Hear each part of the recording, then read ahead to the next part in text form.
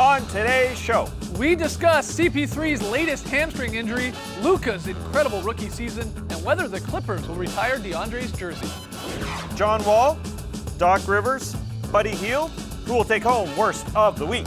And De'Aaron is fast as a fox in this week's Top 10 Plays. It's Friday, December 21st. The starter starts now.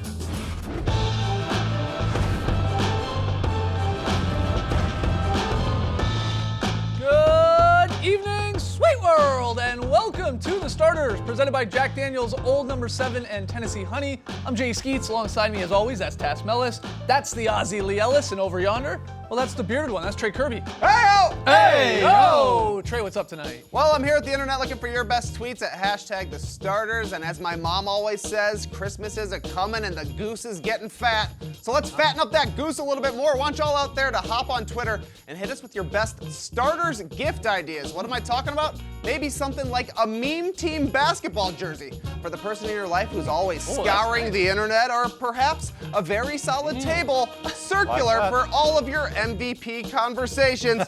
Or how about the hottest stocking stuffer of 2018, the Stock It Dog?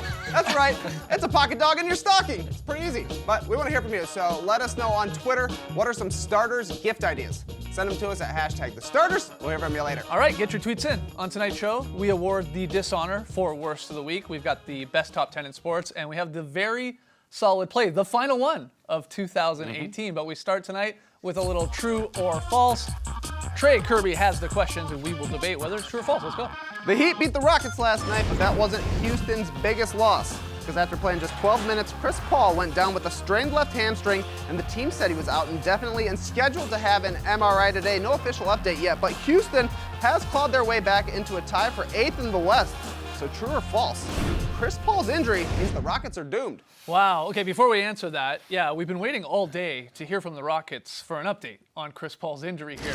We haven't heard from the Rockets yet, and we're live right now on TV, but Woj just minutes ago sort of tweeting out that he's hearing that Chris Paul's going to be out 2 to 3 weeks. So the Rockets are probably watching Woj's Twitter feed here to get an update on their own. Yes. So, again, this is from Woj. Nothing official right now from the Rockets. But 2 to 3 weeks, that's, 6, 7, 8, 9 games, depending on that 2 to 3 week status here. So what do you think, true or false? Are the Rockets doomed here? That's a significant number when it comes to Chris Paul, because they're 0-5 without him this season. I wouldn't say doomed. Okay. I wouldn't say it's a knockout blow. I'd call it a body blow. They've sustained a few body blows this year. The Carmelo incident, the suspensions, maybe being a little too cool for school as well, which I think they're sort of over. I think they're ready to go forward without Chris Paul, but this time to keep themselves afloat from this body blow, maybe they got to make a deal. Maybe because James Harden is carrying such a huge load on this team, especially with the way they play iso ball. The guy is third in the league in minutes played and having to score every single night, all these points. Maybe they just got to go get another guard that can create a little bit to sustain these next 6, 7, 8, 9 games, especially because it's the Western Conference. This isn't the East. Yeah, I think Daryl Morey's probably been trying to do something this season, but hasn't yet found that deal that works for them, that they can get in. But now it becomes a little bit more urgent because now the extra workload can't fall to James Harden. It has to fall to other players. And I think you even saw last night, he looked a little heavy. They were basically in the second night of a back-to-back and it was a close game. But there's not only the short-term impact here, it's the sort of long-term impact that this injury may have on Chris Paul, not just for this season, but even going forward over the next couple of seasons. But I think when he comes back, we've got now a history of Chris Paul having hamstring injuries that can knock him out for 2 or 3 weeks. And that really does affect what the Rockets do right now going forward this season. So they really have to start managing his minutes. I'll be very surprised if he plays any back-to-backs for the remainder of this season when he does come back. But at his age, he's starting to show a little bit more, unfortunately, a bit of consistency with these sort of injuries. Yeah, I think you guys are right. It's less to do with these next 9 or 10 games and whether the Rockets can play 500 ball and win some games without Chris Paul. It's what's more of an issue, more of a concern is come playoff time, does James Harden have anything left in the tank? Because we've seen that movie before where he gets there, he carries his team to a lot of wins in the regular season and then flames out, maybe from exhaustion come playoff time. And then the other part, as you said it, Chris Paul is in the first half season of a very expensive 4-year, $160 million contract. That's a lot of money. It was a lot of money at the time for an older point guard who had had some injuries, but this continuing hamstring injury, be it either the left one or the right one, that's a worry. So it's interesting to hear you say that they're not going to trade Chris Paul, but they need to go get maybe some help on the trade market. Especially because of the way they're constructed. James Harden has to do so much. Yeah. Leading the league in scoring, plus third in minutes played. They rely on him every single possession to create everything. Eric Gordon has to be better because really it's those two guys are the creators plus Chris Paul. If you want to be optimistic, if you want to be rocket red rosy, you can say Chris Paul's hamstring injuries haven't kept him out very long at all, each and every time. There have been a lot of them, but they haven't kept him out a long time. But they could use somebody. And Brandon Knight at this point, the comeback story of Brandon Knight hasn't, come to be quite yet. He hasn't come back to what he was before, so maybe another guard, just especially the way they play. If they play differently, maybe it'd be different. If there are other creators on this team, but that's not going to happen. It's hard to see the Rockets change their philosophy offensively. Right. I mean, they got Michael Carter-Williams. He took a flyer on him, Daryl Morey, but again, he doesn't really provide that extra offensive punch as far as being able to shoot the ball, but he's a ball handler. So they need to go and get some help. But they needed this before this injury as well. We've talked a lot about the Rockets this year, how they're a top-heavy team, 7 or 8 players is their ideal rotation. They need to get better and they need to get deeper. And now that's almost like a panic situation. We will see. All right, next one, Trey. The dunk! Luka Doncic went for 32 points, 4 rebounds, and 5 assists in Dallas's loss to the Clippers last night, and it was fun to watch as those stepbacks had even the most casual of fans gawking at the prodigiously skilled 19-year-old. True or false? Luka Doncic is the best rookie since LeBron. Whoa. False! LeBron! Yeah. I mean, well, let's poke a hole in that. I know we're all high on Luka. Yeah. We should be. But there have been some great rookies in between LeBron and Luka. There's lots of cases to be made. I think Blake at 22 and 12 and 4 assists, those numbers are ridiculous. Luka's not quite there yet. Blake was something that we kind of had never seen before when he came out. Shot like a cannon every single night. He was a guaranteed highlight, too. Yeah, those numbers are ridiculous. Yeah, at 22 and 12, plus the assists. He was a passer even back then. He had a body that was a little bit more ready, mainly because he missed that first season, so he was able to get himself ready. But Kevin Durant, I mean, he came onto the scene and he was fantastic. He was basically scoring from the moment he stepped onto the court and lived up to his hype. And since then, he's obviously gotten better and better. Yeah. I mean, there are so many great rookies we have seen over the years, but I think there's those ones that have that immediate impact, like a Durant, like a Blake Griffin. Lillard's the same. I mean, those are the ones that really do stand out. Yeah, and again, we are not knocking Luka Doncic here. We're huge fans. He looks incredible. He is living up to his early hype coming over from there. I think better. Yeah, he's maybe exceeding expectations. Mavericks are in a playoff race. I know everybody is in the West, but he's become their go-to guy in the fourth quarter in clutch situations, and that step back. I mean, it's beautiful. It's dangerous. But, look, what's the best gift you open at Christmas? The last Socks. gift. The last gift you opened at Christmas. It's the new, shiny, bright toy. And that's what's going on with Luka, and it tends to happen with a lot of rookies. I could even go back to last year and bring up a guy like Donovan Mitchell, who maybe didn't get off to as hot a start as Luka has here through 29, 30 games. But Donovan Mitchell was a 20-point-per-game scorer, asked to do a ton on that Jazz team, on a winning team, won a playoff series. So him, and he didn't even win Rookie of the Year. I mean, that goes to Simmons. So my point is, we just get all caught up in the latest and shiny new toy here. But there's been some great rookies over the, Even since within LeBron. this own class of his, there are other really good rookies as well. Yeah. I mean, no one's been as good as Luka now, but we're seeing a pretty deep class. Yeah, Luka is separating himself in the Rookie of the Year race and discussion. But no, you're absolutely right. All right. Separating like a Luka step back. That's exactly right. All right, final one here. DeAndre Jordan made his return to LA last night, which this time is a Maverick, which is somewhat different than when he returned to the Clippers after trying to sign with the Mavericks. Nonetheless, Doc Rivers said he hopes that DeAndre is the first Clippers jersey that ever gets retired. True or false? The Clippers should retire DeAndre Jordan's jersey first. First, that's the key word here. What do you think? I think Blake Griffin should be retired first. If we're looking at Clippers in general, I think DeAndre Jordan, the longest tenured Clipper amongst him and Chris Paul and Blake Griffin, but I think Blake was a little bit more important to the rise of the Clippers image, to the rehabilitation of the Clippers image, because I don't think it happens without Blake Griffin. Okay. Maybe it happens without DeAndre Jordan, not to say he didn't play a big role, but Blake Griffin to me is a little bit like Vince Carter with the Toronto Raptors. Yeah. He kind of put them back on the map. Yeah. So I wouldn't take that away from Blake. I put him first. I mean, they It put doesn't him, matter either. It It doesn't. doesn't matter who's first. The Clippers have nobody. That's the thing. They don't have a single number retired. Yeah, they don't have a rich history because for a lot of their franchise, particularly in LA, they've been a bad team. Yeah, And right. so I think they want to sort of show a little bit of respect and say, listen, we have gotten better than what we were. And these guys were very, very important. But if you're going to retire Blake's and DeAndre's, then Chris Paul's has to go as well. Yeah. Really. Yeah, I it mean, would come as a threesome, yeah. yeah, those three together were the ones who lifted them out of the rot that was Los Angeles for so long for the Clippers. So, yeah, I mean, they What didn't- what about Elton Brand?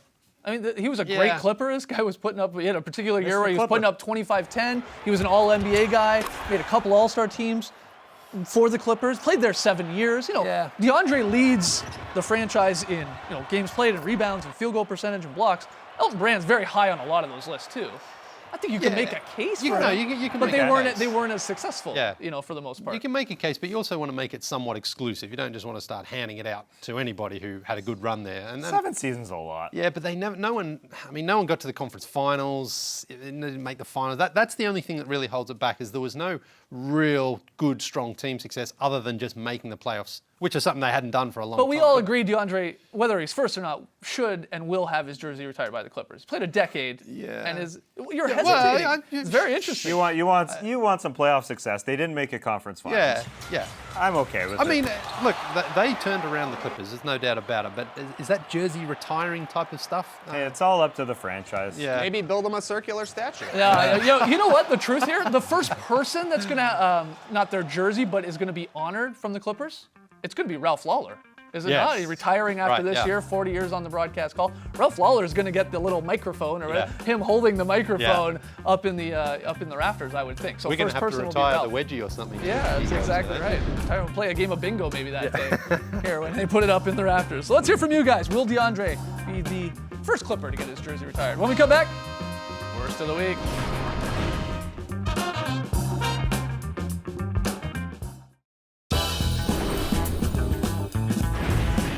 The Starters is presented by Jack Daniel's Old No. 7 and Tennessee Honey. Welcome back to the show. You guys want to get a little negative for a second? Oh, yeah. Yeah, we all do. It's time for Worst of the Week. Ladies and gentlemen, the worst of the week. Third runner-up, the Clippers' Mike Scott. Mike Scott went in for a dunk, but he blocked his own dunk on this play. What? Watch this close-up. What He gets happened? his left hand in there, and it hits his hand and pops out. 0 points for Mike Scott because of his left hand getting in the way. That's unfortunate. We've seen a little bit of stuff similar to that this year, haven't we? The Tyreek Evans. Well, but that was more of a finger roll Right, that he sort of then He blocked stopped backward. himself. Yep, Yeah. yes. Score the ball. Got to watch your fingers up there. Score the ball. It's all angry. Okay. Second runner-up is John Wall. John Wall, one of the faster players in the league, but sometimes he stops. The controller battery may have drained. He's not moving here. There's a play going on right now. Yeah. Oh, there he goes. Yeah. Just hanging out. Thanks to the Render NBA for creating this. It's like our friend of the show, Tom Haberstroh, has pointed out that John Wall is the slowest player in the East this year In terms of because tracking. of miles Yeah. per hour. Like he stops a lot. He unbelievable. does stop a lot. Right. And was it you or you making the case that he's the fastest player in the league? And a part of that reasoning is because he is so slow at times that when he is fast, whoa, it's like, Yeah. oh yeah, It's, wow. it's jarring. It's yeah. jarring. Okay. All right, first runner-up, though, is Doc Rivers for this unfortunate incident where he bit it on the sideline. Watch him get up for the... Whoa. Whoa! Safe. He thought he tore his ACL, is what he said. Wow. And he grabs his knee there. Yeah. Fortunately, he was entirely fine. That was a very scary moment. Yeah. Just a slick spot there. Is that what happened, or was he just because he was on his heel? Slick shoes? Yeah, I don't know. Yeah, it's like when you go to a wedding and you wear your dress shoes and you're sometimes slipping around on the dance floor. I hate that. Yeah, maybe he was spinning around on his heel like Bernard King taught us. That's right. Yeah. And when you're in the post, you got to friction. spin yeah. on your heel. Yep. Good call. Yeah. But the winner this week is Buddy Hield of the Kings. Or is it the media? Because Buddy Hield revealed that he's 1 year older than what's listed on every website. What? Every website out there, including the NBA's, including Basketball Reference, including the Kings website, is saying that he is 25, but no, apparently he's 26. Heald said, that's their fault, not my fault. Heald, who is from the Bahamas, added, I came over with a passport. My passport has 1992 on it. My license has 1992 on it.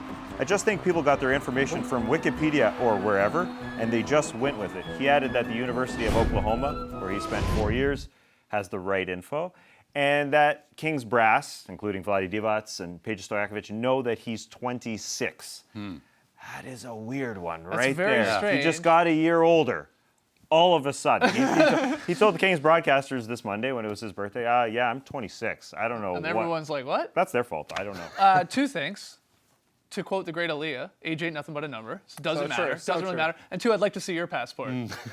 Which one? I'd like to exactly. Yeah, you've got a lot of passports. I want to make Yeah. sure they all match Are up. they I want matching? to truly know how old you Yeah, are. I'm like Jason Bourne. I've got a few different ones. They got a few different names, a few different birthplaces.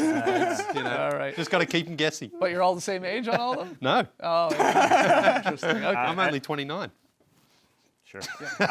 Let's end this with a good note here. From worst of the week to best of the week, I like what Steven Adams did here. When Mason Plumlee was going to take a hard tumble over top of him, Steven Adams caught the man.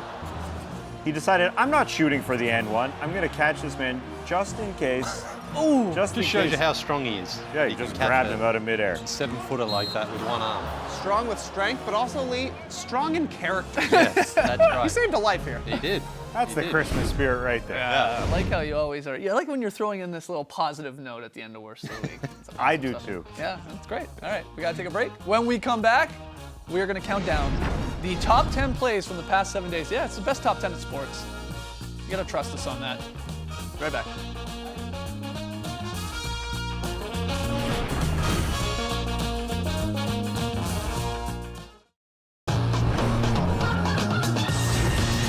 Welcome back to the show. It's time to count down the top 10 plays from the past 7 days. It's the best top 10 in sports. Let's start at number 10. That makes sense.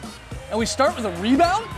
What? Sick board. De'Aaron Fox gets the defensive rebound. No, it's the coast-to-coast speed. I feel like his shoes should have lit up. He was running so fast on Yeah. this. Got the turbo button down. He says he's the fastest player in the league. It's pretty good proof. That was very quick from end to end. A nice board to boot. Yeah, nice board over DeAndre Jordan right there at number 9. Here comes the Kuz. Kyle Kuzma. Boom. A little tomahawk on the nets right there. Get up. We'll see some more highlights from that game a little bit later. At number 8, though, check out this wild finish from Donovan Mitchell down in Mexico. So, yeah, this is crazy.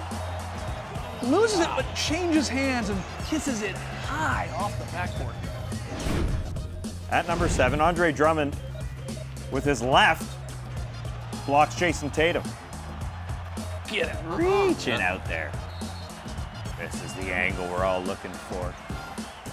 That's nice. Clean. Clean, very clean, very clean. At number 6, we got another Laker. It's Alonzo Ball splitting the D and throwing the hammer down. This is his trademark dunk these days, I think.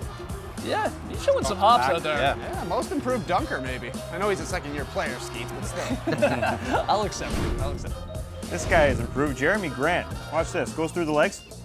And the lefty. Oh, man. Always. Rated dunker. He just explodes straight up. Looks like he's jumping off a trampoline, this guy. Oh, I like how he spins there a little bit, too. At number 4, James Harden with the right-hand flush. Rare. Beating Rudy Gobert to the rim. Yeah, Rudy's right there. Yeah, but you do not see James Harden throw it down with the right hand too often. But he lets you know, yep, this one. At number 3, it's Wolves rookie Josh Okogie, who's going backdoor for the alley-oop. Oh, Getting way Made quite a few appearances in the top 10 this year. yeah. many appearances. Oh. Very, very nice. At number 2, it's Larry Nance Jr.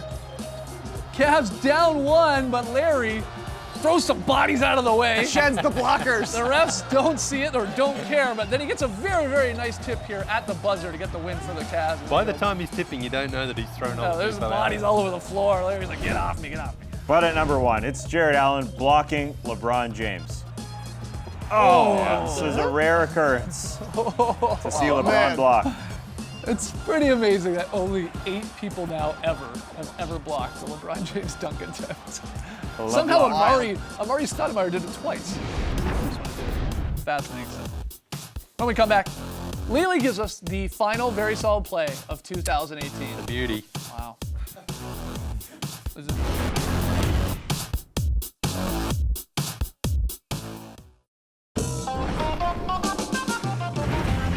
Saturday night on NBA TV. Tomorrow night, we got the Raptors and the 76ers. Coverage gets underway at 7 p.m. Eastern here on NBA TV. Game at 7:30. Can't wait for that one.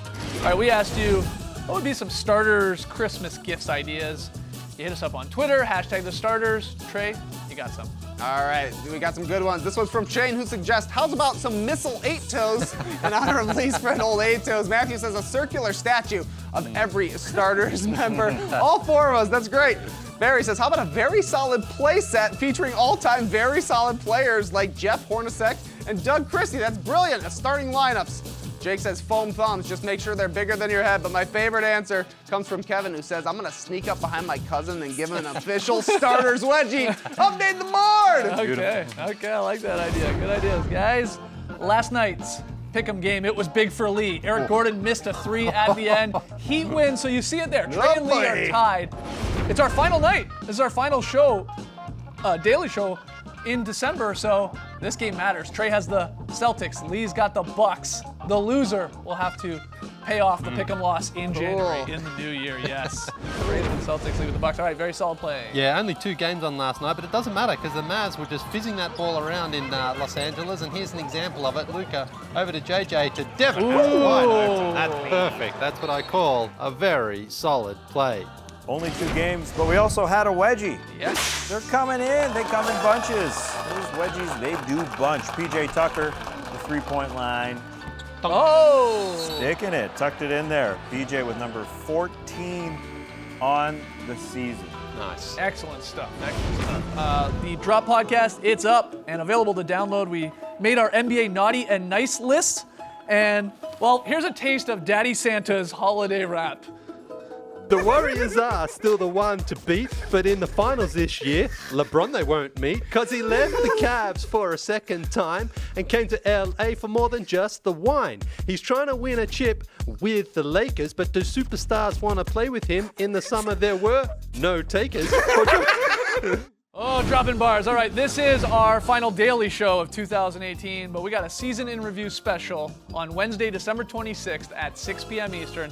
Best dunk, best meme, best very solid play, and so on. Always a blast. So remember that. December 26th at 6 p.m. Eastern. That's it for us, though. Thanks very much for joining us. And as we go out here, we are not James worthy of all the fantastic support and love we get on the show. Everybody be safe. Embrace the new year, people.